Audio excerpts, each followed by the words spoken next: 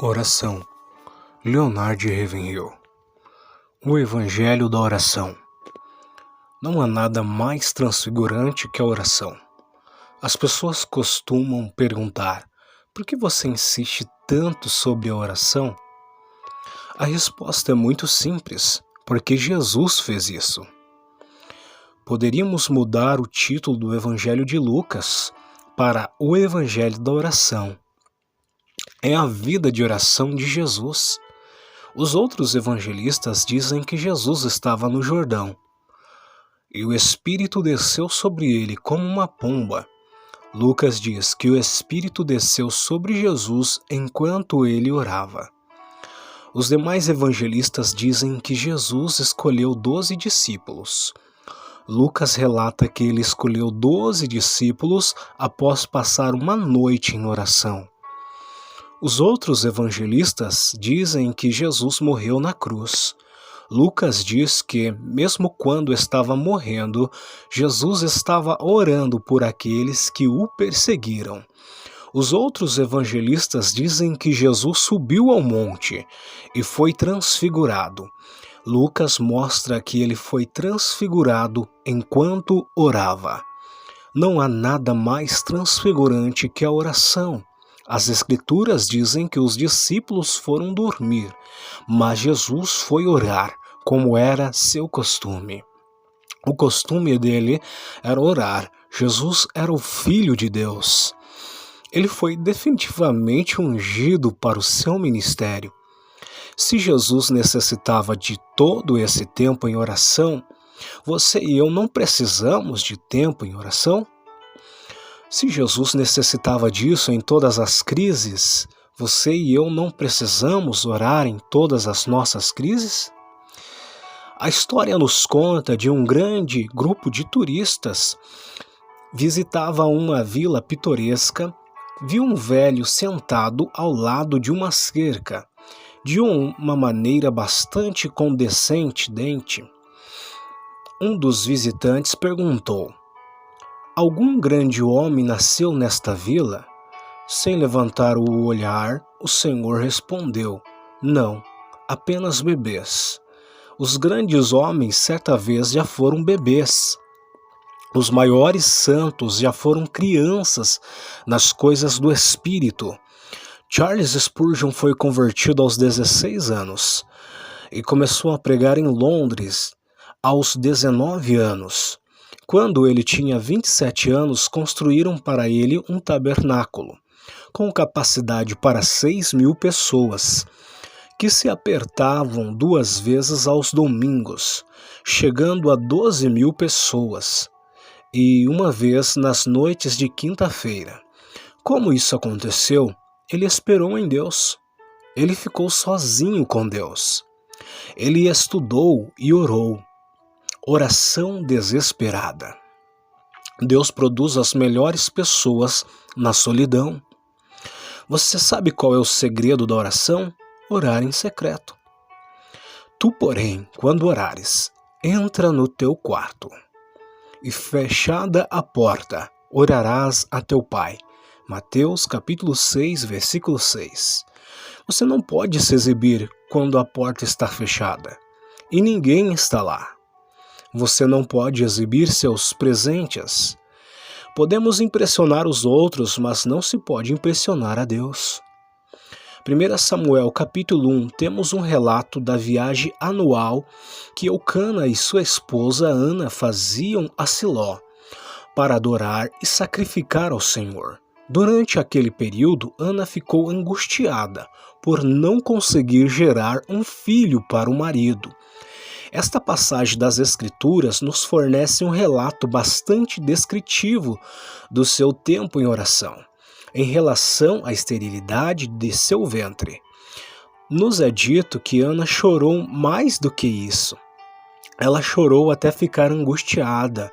Ela derramou sua alma diante do Senhor. Seu coração estava aflito. Ela estava em amargura de alma, motivada por um espírito angustiado. Essa é uma boa lista de aflições, tristeza, sofrimento e tudo mais que veio sobre essa mulher.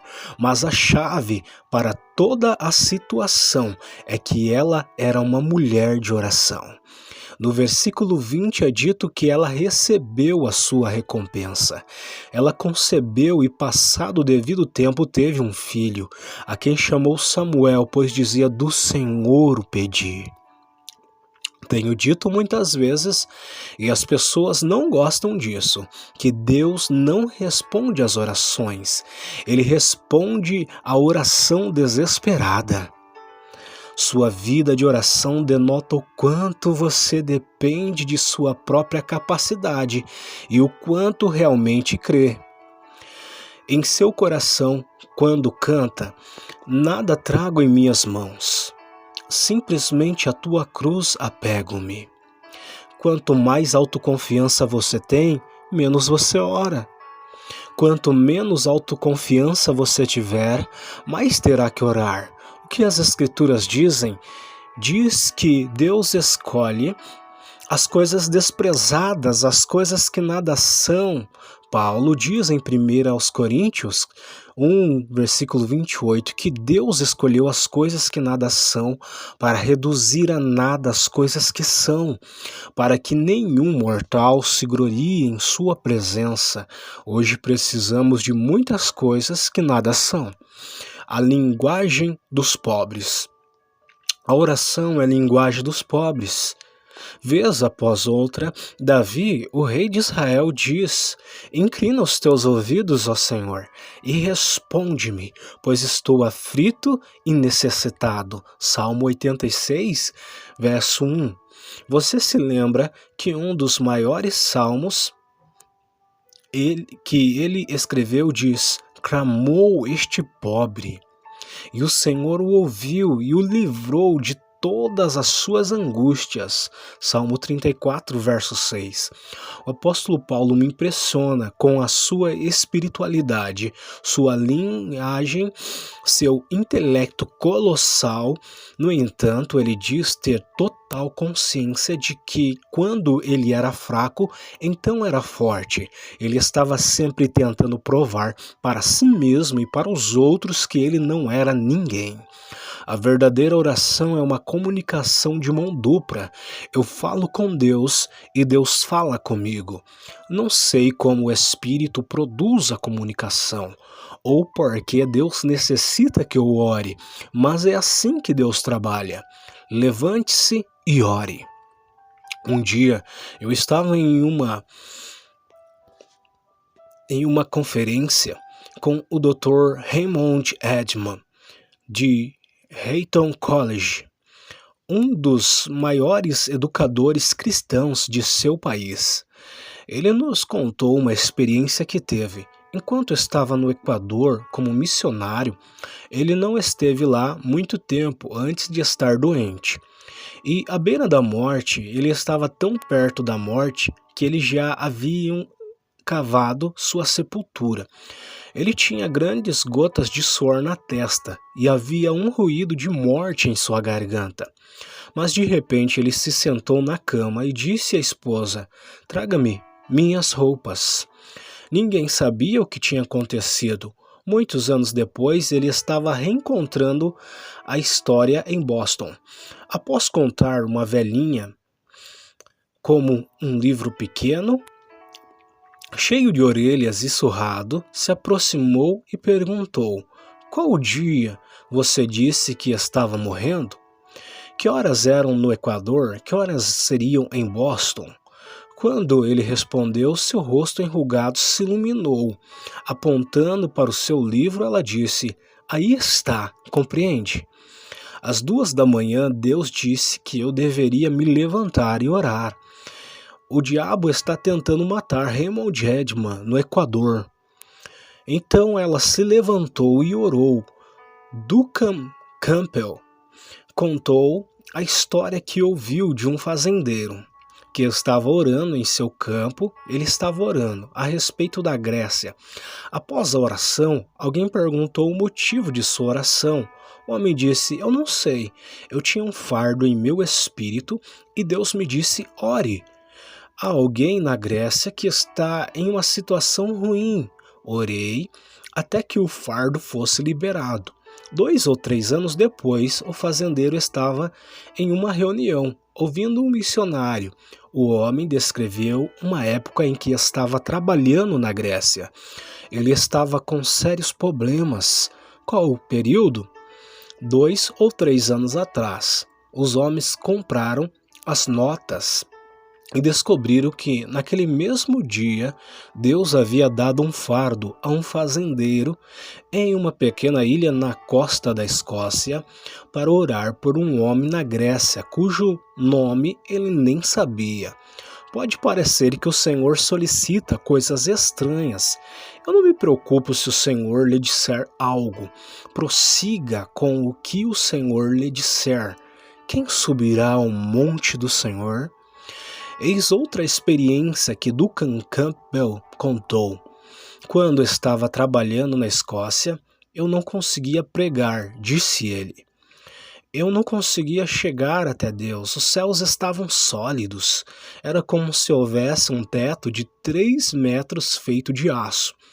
Então ele parou de tentar pregar, ele pediu a um jovem chamado John Cameron para orar.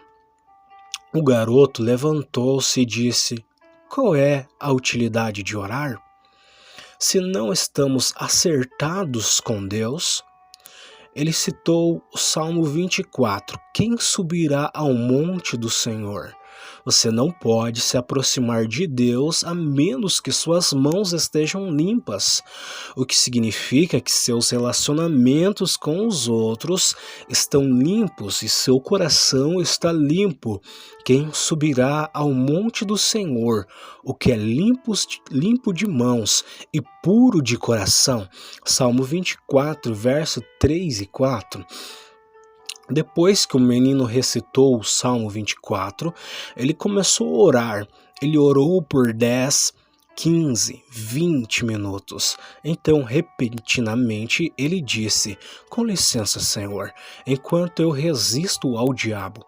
Ele se virou e começou a dizer ao diabo para onde ele devia ir e como chegar lá. Ele lutou por tudo que era valioso.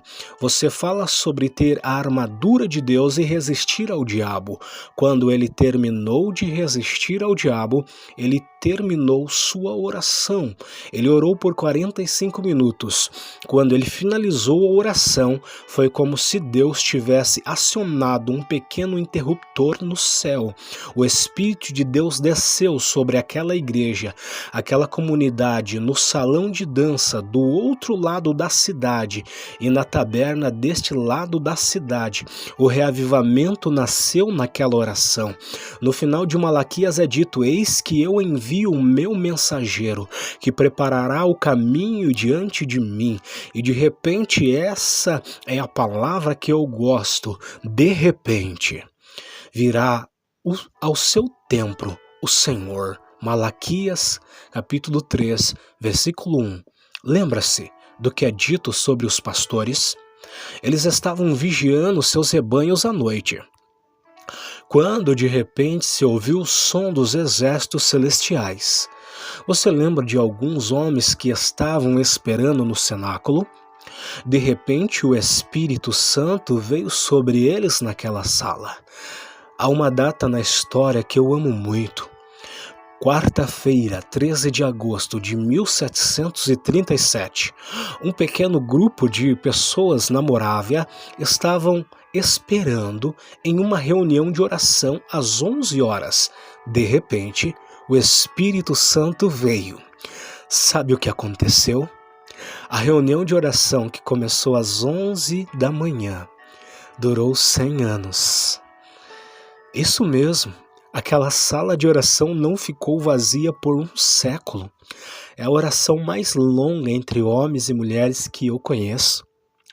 Até crianças de 6 e 7 anos de idade batalharam em oração por países cujos nomes eles nem conseguiam soletrar. Por que não temos avivamento? Em uma velha cidade da Irlanda, te mostrarão com reverência o lugar onde 4 jovens se encontraram, noite após noite após noite, orando pelo avivamento. No país de Gales, há um lugar nas colinas, onde 3 ou 4 jovens de apenas 18 ou 19 anos se reuniram e oraram noite após noite. Eles não deixaram Deus ir, eles não aceitaram não como resposta. De toda forma humanamente possível, eles oraram até trazer o avivamento à existência. Se você está pensando em reavivar sua igreja sem nenhum inconveniente, esqueça isso. O reavivamento tem um alto custo. Posso lhe dar uma razão simples pela qual não temos avivamento, porque estamos contentes em viver sem ele. Não estamos buscando a Deus, estamos buscando milagres, buscando grandes cruzadas, estamos buscando bênçãos. Em Números 11, Moisés disse a Deus: você está me pedindo para carregar um fardo que não consigo suportar. Faça alguma coisa ou me mate. Você ama a América o suficiente para dizer: Deus, envie avivamento ou me mate? Você acha que é a hora de mudarmos a oração de Patrick Henry, de dê-me liberdade ou me dê a morte, para dê-me um avivamento ou me deixe morrer? No capítulo 30 de Gênesis, Raquel vai até Jacó e se lança em desespero. Ela diz: dá-me filho, senão morrerei. Você está disposto a se lançar diante de Deus para buscar o nascimento espiritual de filhos espirituais em nosso país? Algumas pessoas dizem: estou cheio do Espírito Santo. Se a vinda do Espírito Santo não revolucionou sua vida de oração, é melhor verificar isso. Não tenho tanta certeza de que você conseguiu o que Deus queria que você obtivesse. Temos dito que a oração muda as coisas. Não! A oração não muda as coisas. A oração muda as pessoas e elas mudam as coisas. Todos nós queremos que o anjo Gabriel faça o trabalho. Deus diz: faça você mesmo. Com minha suficiência e minha força, precisamos ficar como essa mulher, Ana. O que ela fez? Ela chorou, se afligiu, disse que tinha um clamor, jejuou e orou. Jesus, ungido de Deus, fez da oração seu costume. Paulo, com sua formação e intelecto, dependia da oração porque dizia que era fraco. Davi, o rei, chamou a si mesmo de pobre e clamou ao Senhor. Ana orou por um filho e deu à luz um profeta. As orações de alguns jovens provocaram avivamento. Não há nada mais transfigurante que a oração.